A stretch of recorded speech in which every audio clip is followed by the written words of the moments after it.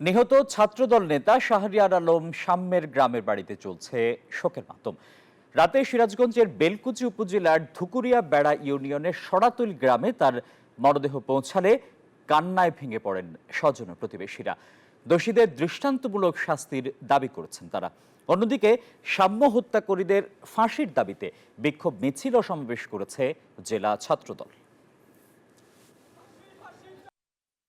Bundle থাকলে প্রতি সেনমানিতে টাকা বাঁচবে। বিকাশ সেনমানি বান্ডেল কিনে জিতুন প্রতি লেনদেনে। ঢাকাতে লেখাপড়া করে যে দল এরকম সন্ত্রাসীর আঘাতে যে দল আহত হয়, তাহলে আমরা পরিবারের মানুষজন কিভাবে থাকতে পারি? আমাদের জন্য খুবই শোকের বিষয়। আমরা অনেক কষ্টের ভিতর আছি এবং অনেক শোকের ভিতর দিয়ে যাচ্ছি। হত্যাকারীকে খুঁজে বাইর করে অতি সত্বর তার বিচারের ব্যবস্থা করে আমাদের সেই বিচার আমাদের উপহার দিক।